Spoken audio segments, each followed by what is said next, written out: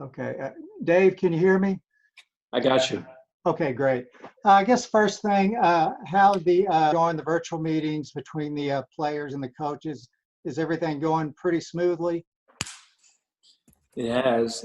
The longer that we've been in this situation, working virtually like we have, the more it's been the health and wellness of our players, the more the talks have revolved around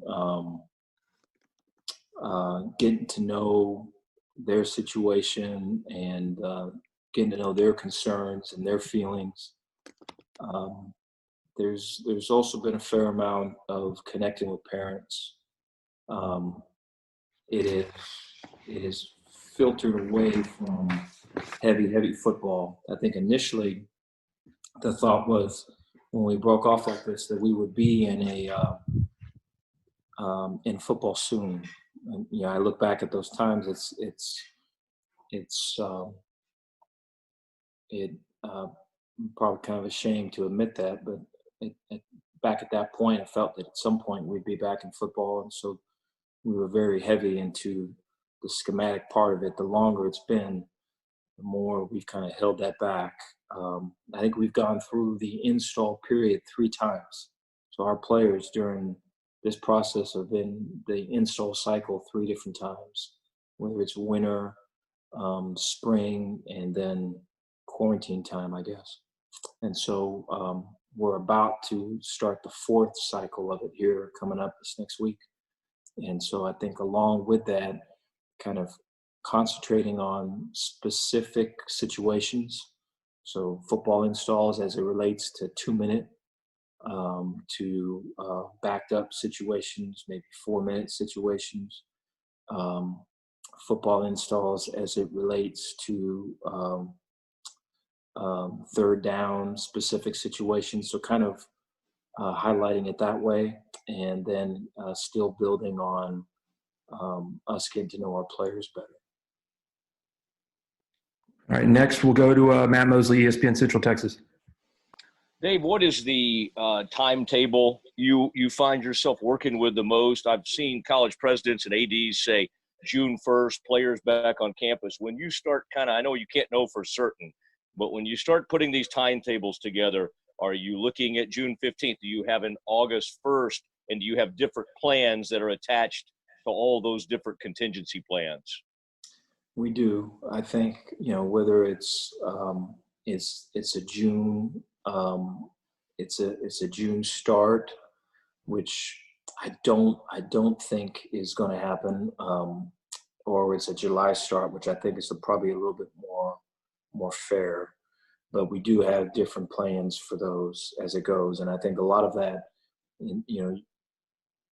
it's a moving target. So that the fact that it's so fluid, I think, is challenging from the fact that, what this month is going to be has a lot to do with what the next month is. And so when you're figuring that out on the run, there's a right turn that has to be made. You got to hit the brakes and make a left. And so there's some of that, which I think is natural around this time, but we're anticipating a little bit later date. I think a lot of that's still up in the air. I apologize to keep you guys waiting. I was in Big 12 call where just that was being talked about. And so there isn't really a firm idea, and so I think all that's being worked out as we speak. And so having plans for both is the best case, and that's where we're at right now.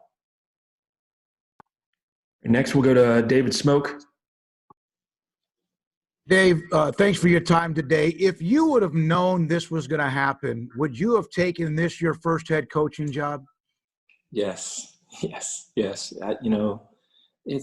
given me the opportunity to know our coaches better. I really feel that, and our players probably better as people. The thing that you don't get is how we respond to grass, which is, in a lot of ways, probably the most important thing in terms of knowing your team and knowing who you have, both as teachers and coaches and as athletes. And so, the off the grass, though, the ability to really connect and to kind of get to know what makes people tick and stuff, I really feel we've put a lot of work into that, and I feel like that's going to pay off here at the end. And we were talking, just the other day about, we're meeting with our players, and they are finishing our sentences when we're talking about, hey, on this play, if it's this look, our players they know that, and they're finishing it for a new group with new offense and new defense. That is rare. And so like the ability for them to take that to the field is everything. And so that's, that last final piece. But I think, that schematic knowledge that they have, I think we also have just the knowledge of each other and how people respond and what they value and how to address them and how to push them. I think those things are there as well. And so it's going to make for an interesting time when we get back, because we're going to know each other so well, I feel. I can't wait. But I guess to answer your question, it has benefited us. There's positive things to it, though you sure miss being out on the field together. Smokey with a follow-up, I think.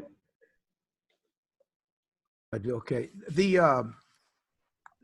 Is this the most difficult thing you could ever imagine as in college football has ever faced? I think the moving target is hard, and I think the fact that there's conferences that are trying to work out details that are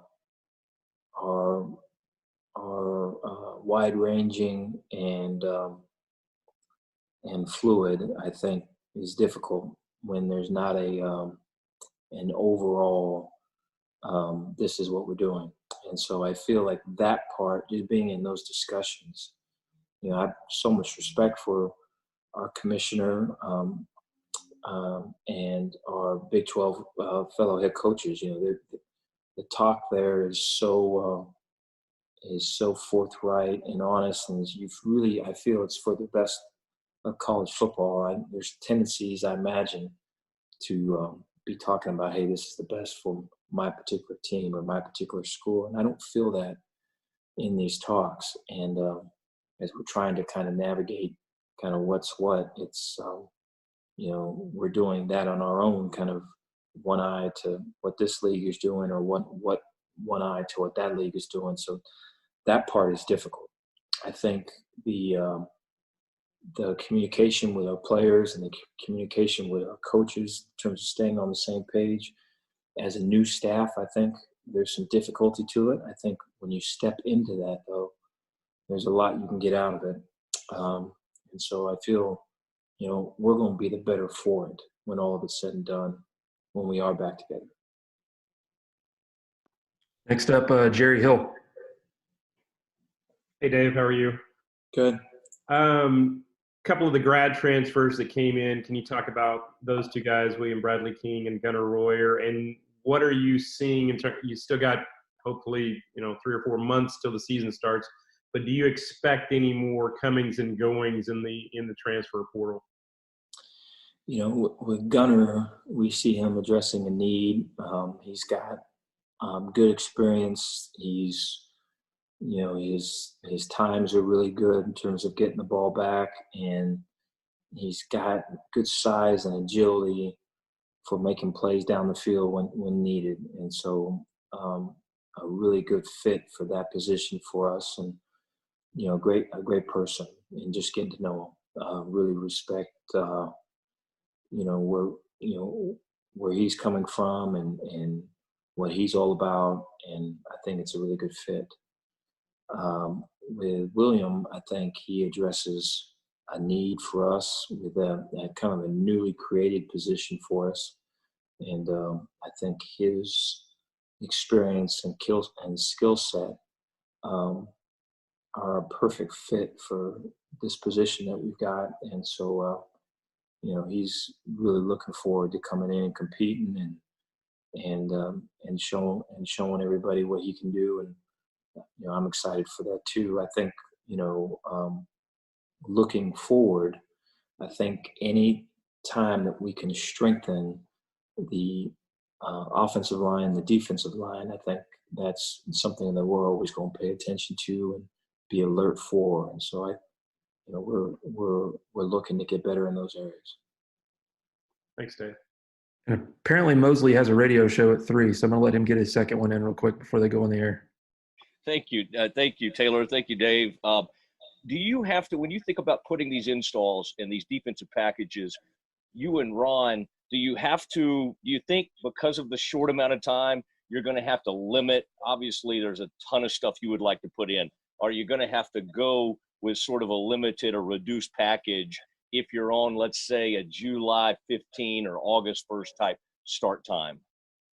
Yeah, I think the constraint is what you can practice, the limited time to practice. I think so. You want to be able to not beat yourself when our first game comes around. You want to fully be playing fast, playing confident, and forcing somebody else to beat you. And so I think the ability to master the fundamentals and have a foundation defensively and offensively, I think is the key there. I think what you miss in spring is there's a foundational time, but there also is a time, generally the foundational time would be the first maybe 2 weeks, the first 6 installs. And once you get past those, and you got 15 practices, you got 10 installs. So those other 4 are kind of, hey, I think our team is this. Hey, I think our team is that. Hey, in the winter workouts, see how fast that guy was? We got to get him involved. Or, hey, these first couple practices, you see this? We have to be able to create something for that. So we don't have that time. And so to me, you lose that. And as opposed to try to making it up in a short amount of time, let's focus on the stuff that we know, get good at it, and then build it as we get into the season and take it from there. And so that's a good question, and I think it does change how you approach. On that defense, do you have more depth? Do you feel like in the secondary, looking at some of those guys, you got some obviously talented safeties and quarterbacks that are coming back? I guess in a sense you can kind of build around that a little bit. Is that an accurate statement? Is that the deepest part of your defense right now? Yes, the DBs are. I think we've got some good people returning. I think we've got some good people coming in. I think linebacker-wise, we've got to create some depth. I feel really good about the guys that are in competition for those starting roles. We've got to build depth for those roles that are behind them. And then I feel D-line-wise, we got to practice. We've got to be able to get some pads popping and guys using hands and going through the ups and downs of a camp and just build some experience. I think so much ability and so much talent there.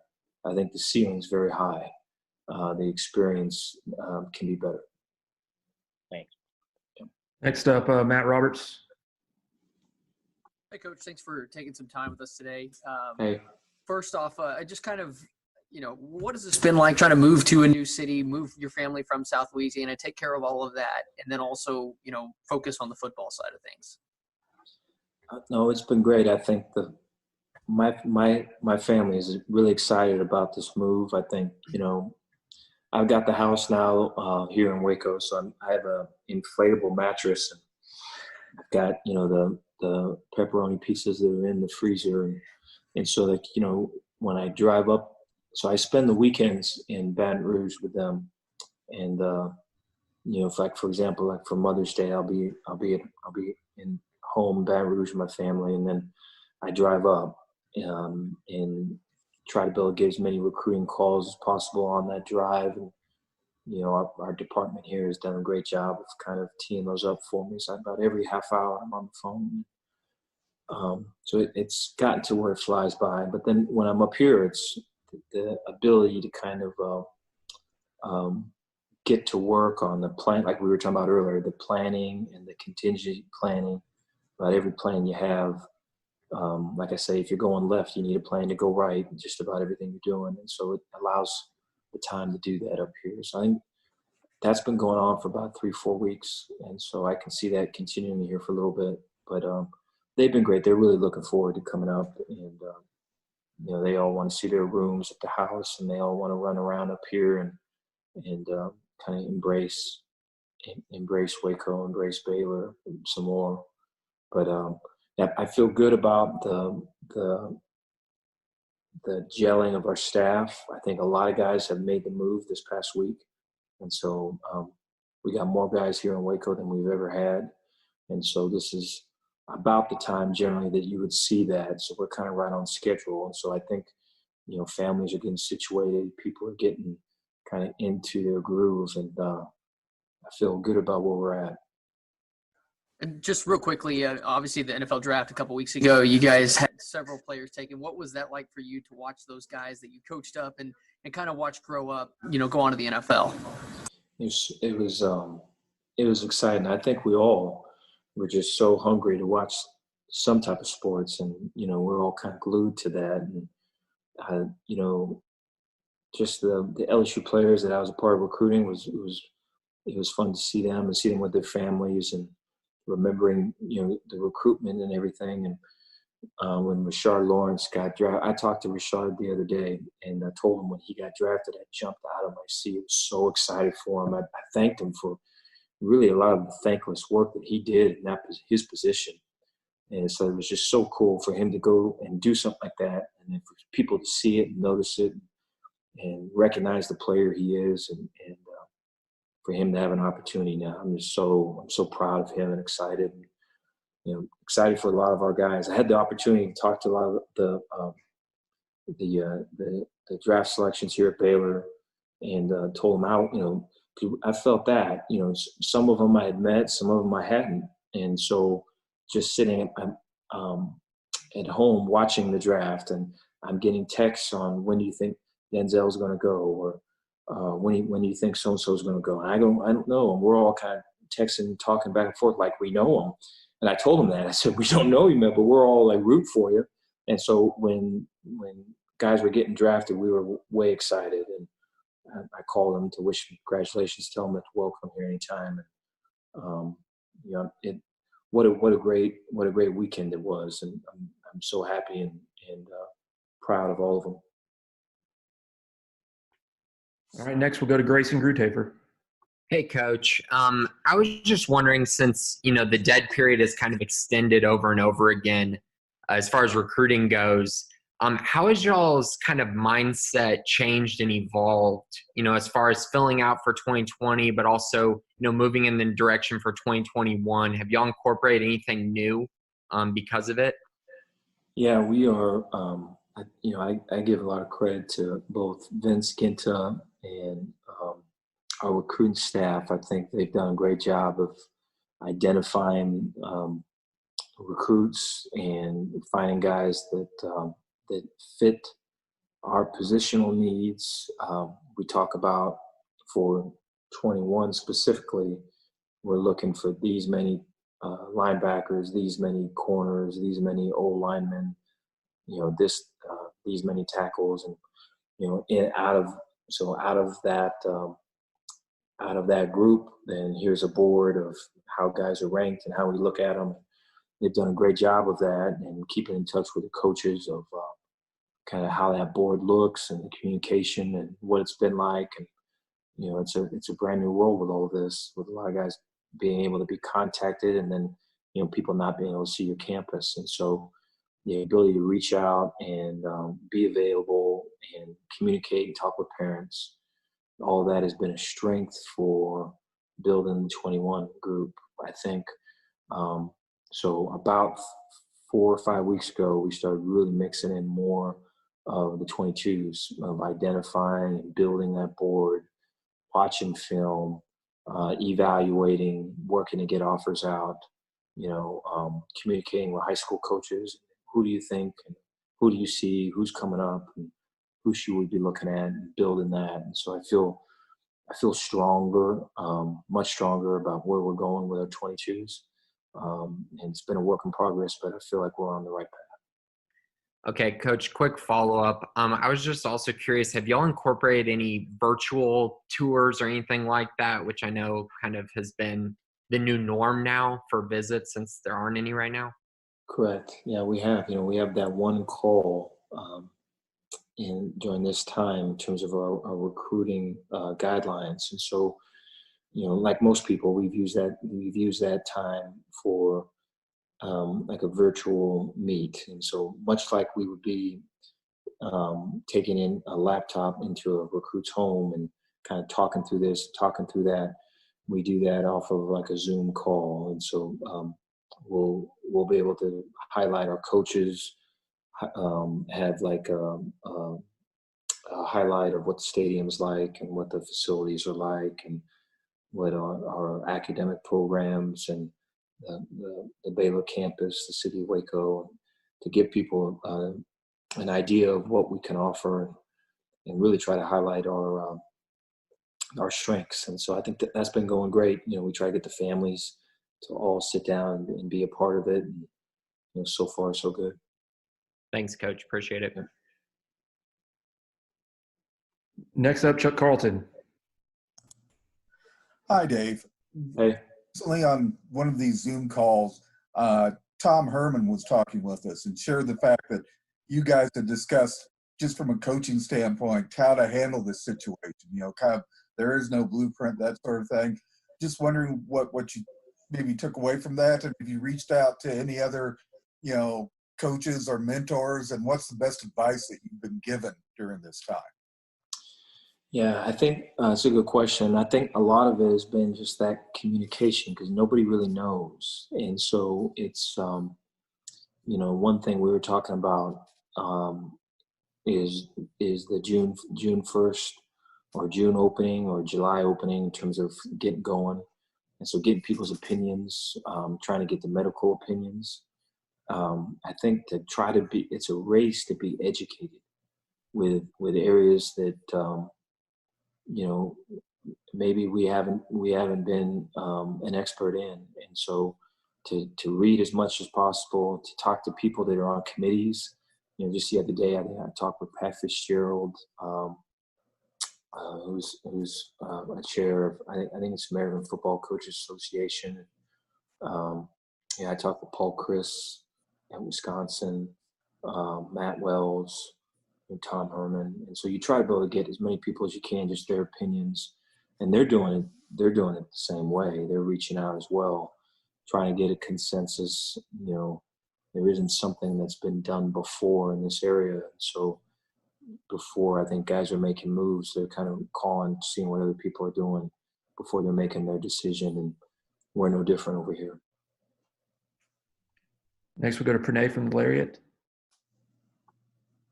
Coach, you talked a little bit about how you're not able to see how players fit into the system and stuff like that. In general, how do you think the lack of spring football will affect decisions about the depth chart and potential positional battles? I could barely hear you. I'm sorry. Could you say it again? So you talked a little bit about how you're not able to see players and how they fit into the system. How do you think the lack of spring football will affect decisions about the depth chart and potential positional battles? Good question. We will start kind of with that winter chart has been, and so that hasn't moved. And generally, there's a fair amount of movement in spring. So we're taking that approach of starting from that point, and then going off the merits of the practice from there. And I think the ability to have real clear, concise communication that way, on both sides, I think is needed and will be there.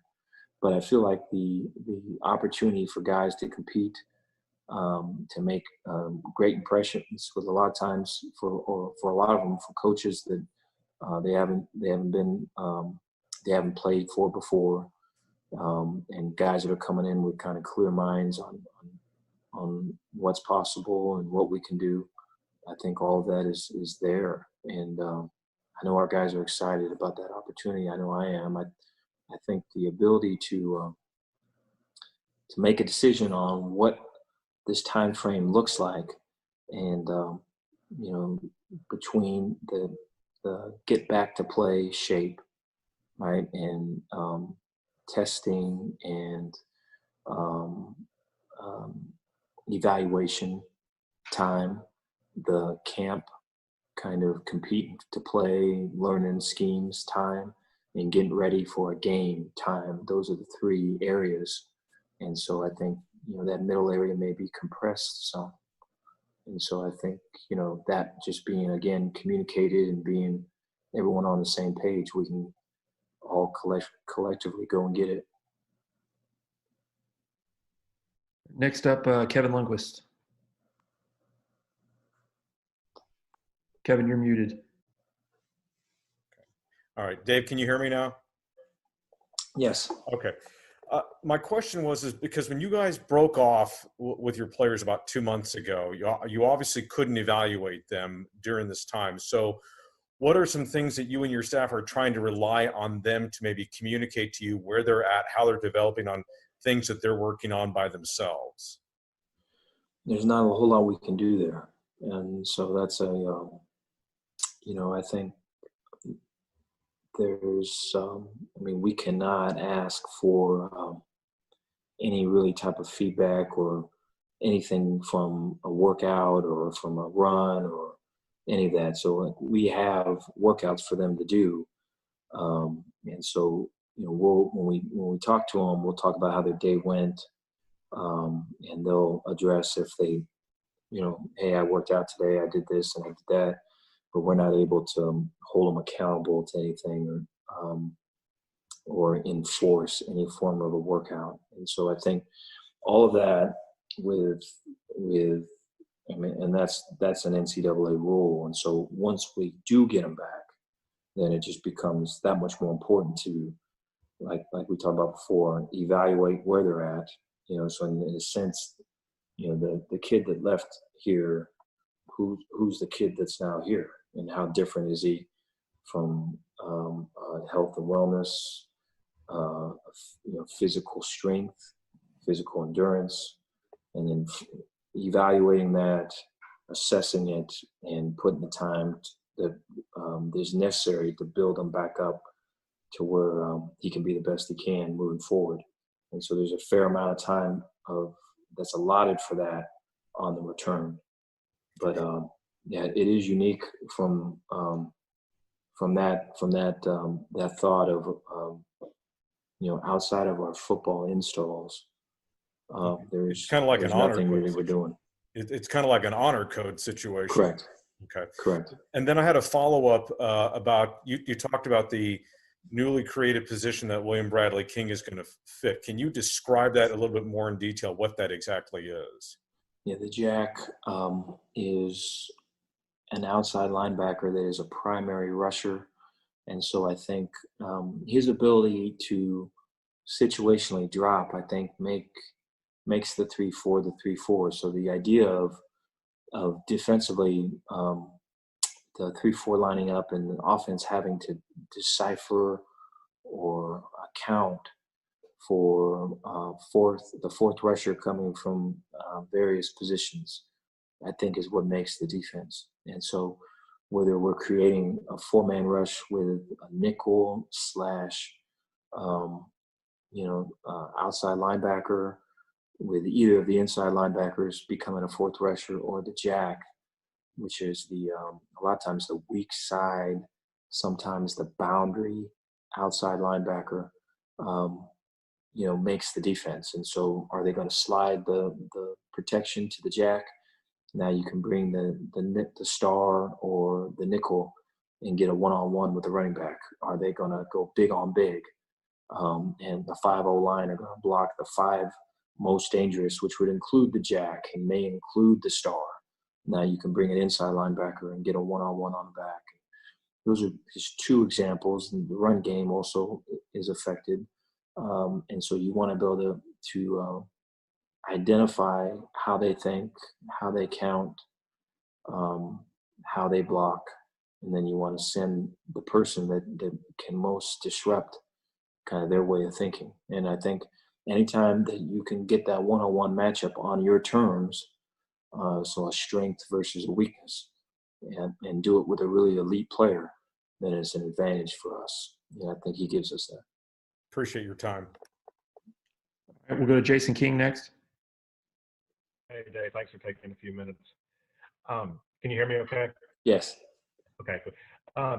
Back to Kevin's question about the conditioning. Do you get a sense that most of these guys or most of your guys have access to weights and things like that, or is it mostly just I feel a lot of them cardio do. and outdoor running and stuff?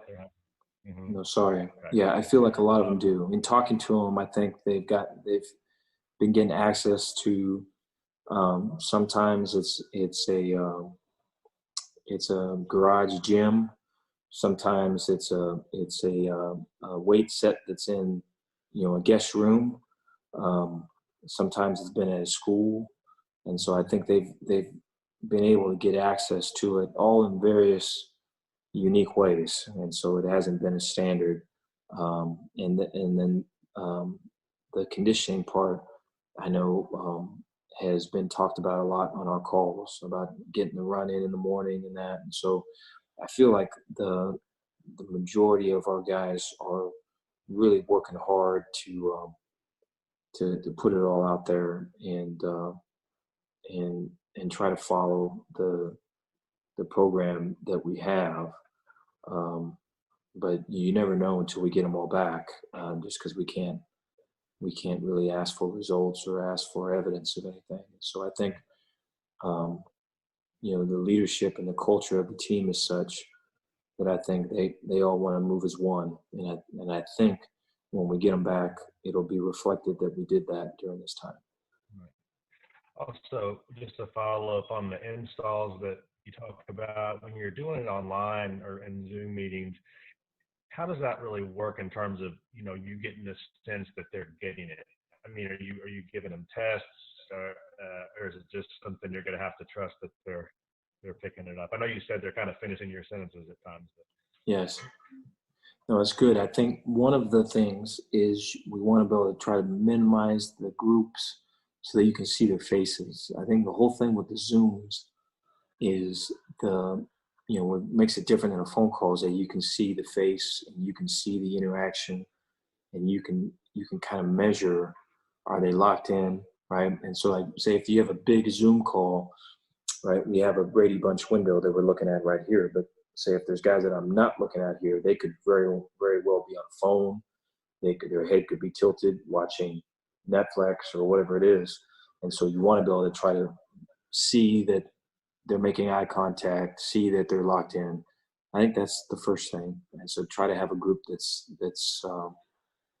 is affordable, I guess, in terms of the stuff that you're giving them, their buy-in. And then two would be, there is at the end of a lot of these meetings, there is the ability for quiz to have them kind of put it in their own words. Hey, you turn around and teach me. Tell me about this. Tell me about that. And so there are those things. And so I think, that our ability to learn football, I've been impressed with, and just the football IQ and the kind of the instinct for ball. And so it's been positive so far. Very last thing, we've heard some mixed reports on Tyquan Thornton health-wise. If you guys were to start up in a few months, would he be ready to go? I just kind of heard his knee might have been injured. Yeah, he's been making really good progress. Injury or just banged up, or? Yeah, I would expect him to go when we go. Thank you. Yes.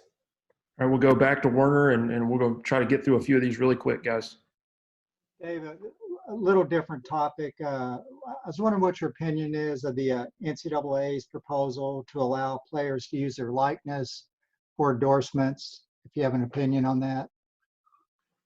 Yeah, I think, I just was in on a meeting today with that, and I think, we're all learning about that. I think there is a lot that still has to be worked out. I know that I've got questions. Our compliance group led the Zoom meeting earlier today, and they're on top of it. And I think prior to me asking anything, they were already asking it. And so I think a lot of it is kind of conceptual right now.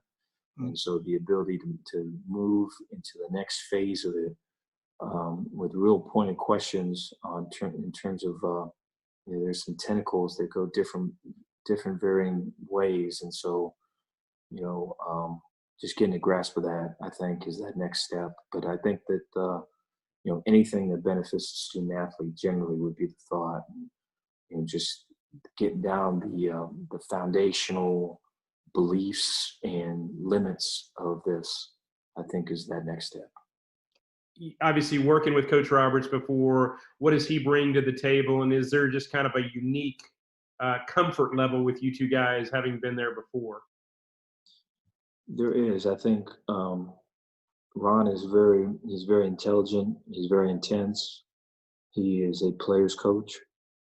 I think he's very open to new ideas and not afraid to go there. I think he is constantly looking for better ways, and I think really that's probably one of his best strengths is consistently looking to improve, and the self-evaluation that he does, and the self-scout, as well as the who's doing well on third down, who's doing well in red zone, who's doing well on limiting yards gained on first down.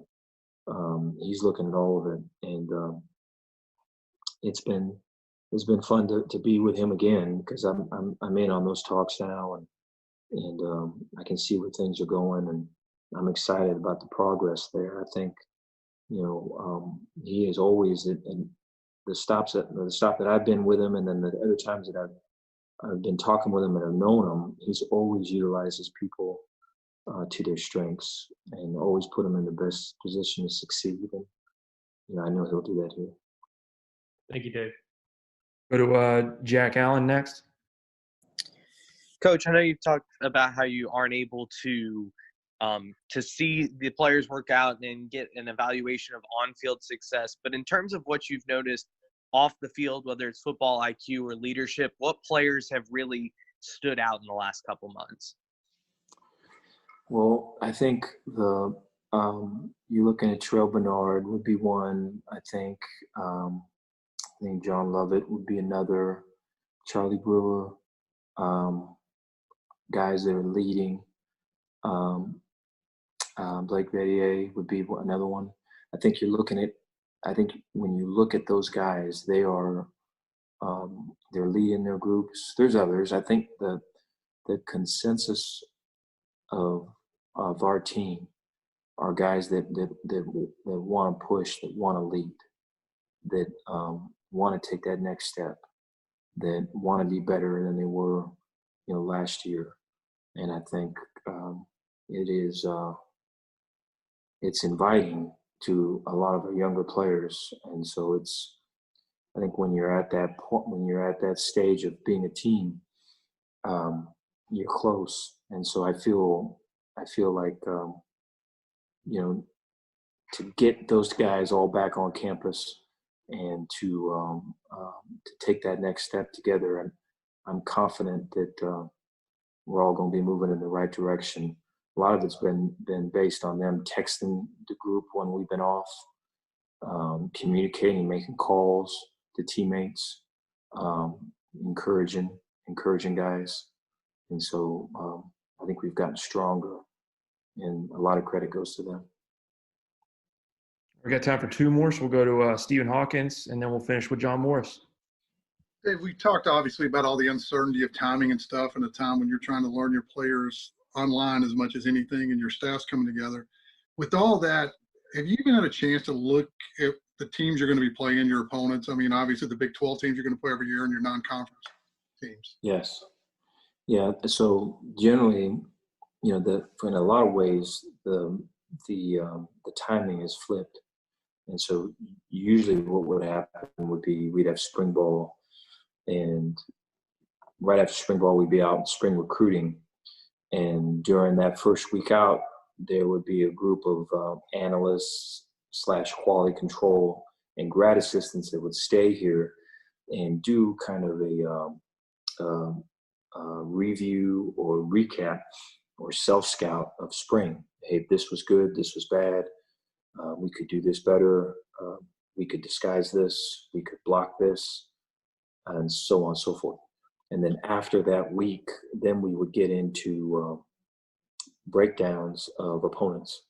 And so we had something, I think, lined up where we had, 5 days to break down Ole Miss and, 5 days to break down Kansas, so on and so forth. And then we would get to June prior to summer in July, and we would present those breakdowns that we did. And this is in a normal time. And so during the time of camps in June, the analysts, quality controls, GAs are presenting, hey, Ole Miss is great at this. This is their top playmakers. This is their coaches, where they're from. This is their first down plan. This is their third down plan, so on and so forth. And so we are doing that, or we have been doing that once we left. And so once we, when we broke to all go virtual, we started breaking those things down right then, and so we're presenting, I think like just this past week, we were presenting Ole Miss. And so we're in that June time, so to speak, that we normally would be in a normal year.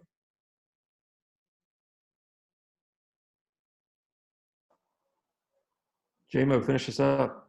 All right, Coach, thanks for doing this. Appreciate it.